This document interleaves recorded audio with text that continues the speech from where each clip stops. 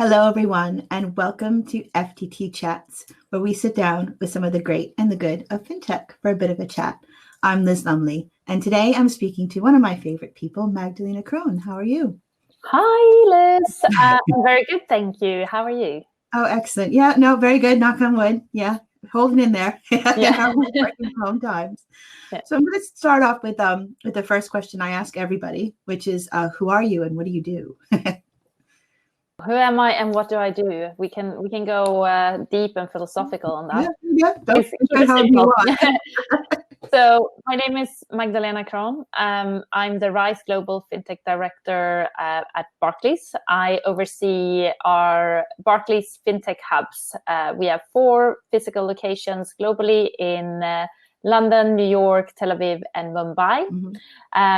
Our aim is essentially to bring the best fintech companies, the innovators, the entrepreneurs who are creating the future of financial services into one place, connecting them, helping them scale and grow their propositions.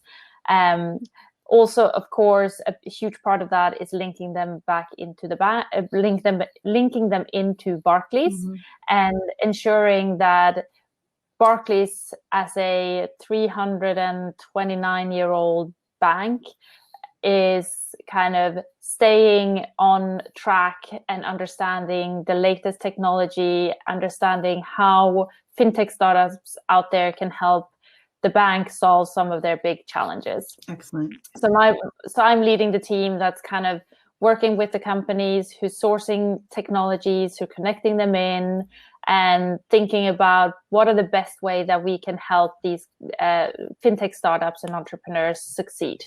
Excellent. Yeah. So that leads me into my next question, because you obviously work with a lot of startups and new entrants to the industry. And, what I've seen over the past, over a decade is it's kind of like fintech entrants come in waves. There was a wave of, we saw a lot of payments, a lot of entrants in lending, moving into other areas of financial services beyond the bank, asset management, insurance. What are some of the trends and waves you've been seeing recently with fintech startups? Yeah, I think this is always the wave question is always interesting to think about, because I think there was definitely a time when there was a very clear cut and clearly defined trends around verticals as technology, and you saw these trends clearly. But I do think that this is shifting a little bit, and I think because we had a few years with the hype around blockchain and the change that could potentially bring, and this has kind of been followed by AI and to some extent machine learning, but it's been around for longer. But these. And I now see that really the trends are coming, these key technologies are coming in and creating all these micro trends. And it really depends where you're looking and where your focus is, depending on which is the trend that you're keeping an eye on. But I guess some of the things that I'm looking at and I think are quite interesting right now, and partly before and partly because of the situation we're in, is trends and propositions coming up in the personal finance space. Around personal investments as well as alternative credit products. We see the likes of in speaking about investments, like Robinhood, the personal investment platform, has grown significantly in the US, and they launched in the UK last year. And I think we'll see a lot more of them, as well as we have some UK contestants in this space as well, and like Ticker, and we have one of our RISE members in RISE London, Genuine Impact as well. And another trend that I think kind of relates to some of the companies that I mentioned is that it's also focused on impact. Fintech companies are starting to focus on impact and social impact, green impact, and kind of how do they do good in the world. I mentioned Ticker; they have baked that into their USP. And another company that is doing this is Spark. which is an investment platform that simplifies carbon investing, and they can then tangibly allow people to invest to reduce pollution. So people actually do. They take their money and they do something good with it. And I think we're going to see a lot more of that, especially after COVID, because now we're kind of fostering such a huge feeling of community and coming together, and as we're facing one problem, and it has such a huge impact in our lives. Yeah, I'm gonna ask my next question, but want you to hold that in your head, because I'm gonna go into a little bit of COVID. But I agree with you completely. You know, we're seeing a lot more sophisticated personal finance management now, and also a much more of a focus on as you mentioned, social issues and impact issues in the environment. So I'm seeing exactly the same thing. So I mean, I just wanted to bring in a little bit of positivity, because I know since you see so many startups, you see startups that don't do things very well, but you also see a lot of startups that do things well. So what are some of the main characteristics you see for startups that are successful? Startups and I guess fintech startups. So I think there's two things, and one that I always point out. I'm going to take that as my second one. But the first one is experience. I think building a tech startup in finance is very, very challenging, considering there's a lot of especially considering if you have to be regulated, but operating in a regulatory environment, there's so many things that you have to understand, consider, overcome, and it can really stifle the creative process. And I think with experience, you founders who have that experience, it helps them keep focused. Focus on the problem that they're there to solve, and focus to not get distracted by the noise around them. And I think I see a lot of fintech companies who are B2B propositions, and the experience that they have working in large corporates or kind of bigger organizations, that's definitely an advantage for them in growing and scaling their propositions. And then the second characteristic, which I always mention whenever I get a question about like what is this success and entrepreneurship, and that's perseverance. And I think no entrepreneur can succeed unless they persevere, and that they are able to adapt, be flexible, and not give up. And I've been in the startup scene for many years now, and I really followed a lot of entrepreneurs, and there's no overnight success. Even though they look like an overnight success, they have been in the game for several years before they get to a stage where they look like they made it. So these guys have persevered, and they've understood that they believe so much in their vision, and they understand how to deliver it for their customers. And I think that's one of the key. That's probably the one characteristic a successful entrepreneur and a startup has to. No, I agree. I don't think there's anything. I don't think overnight success actually exists anywhere. There's a whole lot of work behind that overnight success. And anyone who thinks that, you know, being an entrepreneur is going to be an easy life, it's a very different life. It's a rewarding. Don't get me wrong. But it can be challenging. Yeah. So I'm going to talk a little bit about COVID-19 and the global pandemic. And you mentioned a little bit before that you think a lot of sort of more social impact companies is this coming into sharp relief.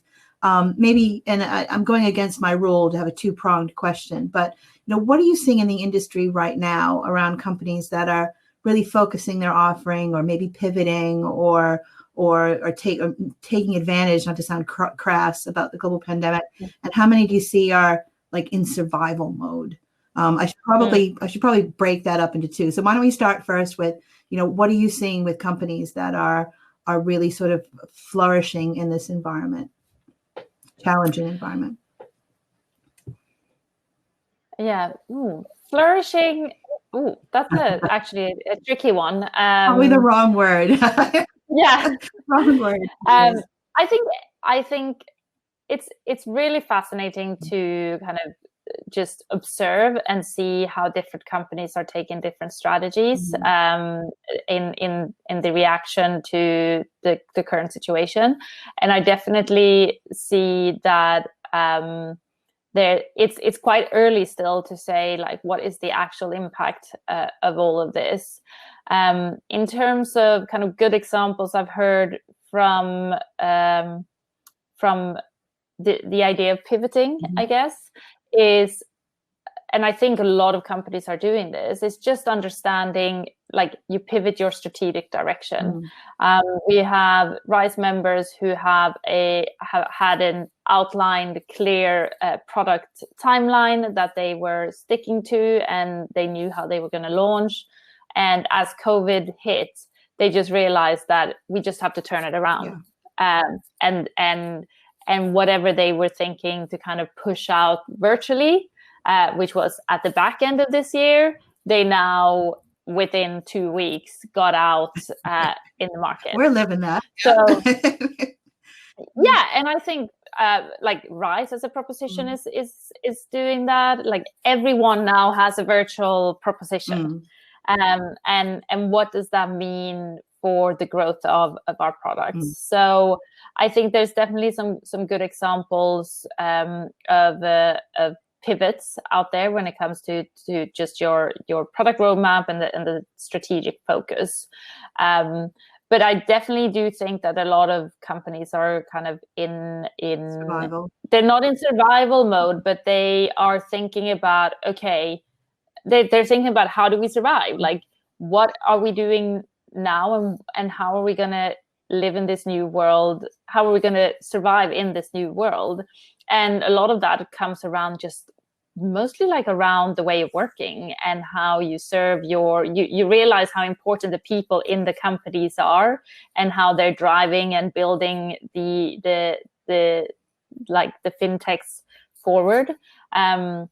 And also the connectivity with customers, thinking about, okay, how do we as a company address this connectivity in a new way? So yeah, I think it's incredibly fascinating that we share this one big challenge, and I think even if you're in pivot mode or survival mode, you will a lot of the, like, as entrepreneurs, they are always part of the environment. Think about, how do I solve this problem? How do I solve it? How can I get out of it on the other side? But there's a lot to navigate. There's all the government schemes and thinking about your staff, your teams, etc. So there's so many different aspects, and for me, it's definitely been a crash course in crisis management, and making sure that you do right by your end customer, because that's at the end of the day who you're serving. I mean, I it's kind of a controversial opinion, but I kind of think this global pandemic will show the difference between true entrepreneurs and people who've just been playing the part. So who knows? It's true. Yeah. So going back a little bit to about, so RISE is part of Barclays Bank in the UK. You guys also run Techstars, the startup accelerator. I mean, but how do you and RISE work closely with the bank? I mean, is it more hands off, or how involved do you get, and the bank gets involved? So pretty hands-on, I would say. So I always talk about the RISE mission being to accelerate and drive innovation in financial services. So that is obviously linking the best technology, the most interesting solutions and products and services that we can find out there into the bank. And I think we do this this in different ways as the Global Rise team. We focus on 3 areas. It's all about connecting technology, talent, and trends. So on the technology side, because the connectivity we establish with Barclays is just super key. And how do we help the bank understand how they can work with new technologies? How do we navigate the procurement process for a fintech startup? So in the technology piece, we identify new technologies and we scout for the next big thing. We connect them into the specific business units in the bank, and we have innovation partners in different parts of the bank to ensure that they have the latest information and understanding of what's going out in the external fintech world. And then what we do for fintechs, which is crucial, we support and we try to facilitate better kind of enterprise engagement, and we do that through like educating founders, business developers, and providing real practical guidance for the fintechs who are looking to sell products into large financial institutions or corporates. So I never want to talk about like how do we work with Barclays, because we're working with Barclays and we're working with the fintech entrepreneurs, and we want to bring value to both, and that's really, really, really key for us. On the second piece, that is specifically for both for Barclays, but for Rise and for our fintech Rise fintech members, is all about the talent that we bring together. So when we're in our physical spaces, when we're not at home, we bring all the greatest talents in fintech together in our respective locations, and now we're actually doing that on a global basis. But it's really about identifying the people, just like we identify like interesting technologies. It's about identifying the people who are driving and who's going to be the new thinkers about the new solutions in financial services, and that talent pool is not necessarily the type of talent pool that the bank would normally go and look at. So how do we connect? That's very important. Yeah, no, I think that's a very important point you made. Yeah, and for us, it's also about kind of educating the bank about this as well. There's always a talk about, will the bank be is the bank a technology company? And no, not entirely. There's still a lot of aspects of it that's not technology, but it's such an incremental part, and we have to understand that when we look at our talent pool and the people that we attract, especially if we want to move into the future. And then the final piece is all around, I guess, again, the connectivity piece, and it's about highlighting those trends for our colleagues in Barclays, but also highlighting those trends for our colleagues in Barclays. It's also bringing those fintechs and the best, most interesting solutions in front of them. So we really, it's about showcasing and connecting the thought leadership piece and the knowledge and expertise that is out there and that's external, and giving them an opportunity to start thinking, how do I bring this in, and putting some responsibility on our colleagues as well. Excellent. So I'm gonna leave you with our final question, which is, as we know, this is being recorded during a very strange time, global pandemic lockdown. How are you coping? Both at work and personally. Yeah, I think it's always an interesting question, because I think we all have good days and we have bad days. And personally, I I'm quite a spiritual person, so I've been trying to be quite mindful to the emotions and what I've been going through. I've been observing my mind and my thoughts and my actions, and kind of just trying to settle into this new situation. So I had a couple of weeks ago, I had a week where I just experienced just crazy anxiety, and I was just really, really, like, I didn't know what to do with myself. But try to just not go into it too much, and go for walks and take moments to breathe, get away from the screen, and kind of like actually also going and consciously just clearing out my diary for a day so I could give myself some space to catch up. And I think that also really made me quite quickly to realize that I have to make sure I communicate this to my team, and that I share that I'm feeling like this. It's okay if you're feeling like that, and I want you to share, and I want you to tell me when you need a break, or I want you to tell me what you need from me, or if you need a daily phone call, or if you need whatever you need, like, communicate back to me. So I think it's allowed for a much more open conversation about how you're feeling and what you're thinking. Yeah. And then I also think what I find quite exciting, just seeing my team. We're a global team. We have locations in 4 different parts of the world. We've always collaborated really well, but we're even better now. And it's just so amazing to see the team come together and bringing all those great things that we used to do in our physical spaces together into kind of almost like a virtual Rise site. And that has been just truly inspiring and exciting. And I think, I think that it will definitely drive our engagement with the fintech community and the fintech networks across the world in the next few years. Excellent. Yeah, no, that's a really great point to end on. Thank you so much, Magdalena. And as always, stay safe. Thank you so much for having me. Thanks. Cheers.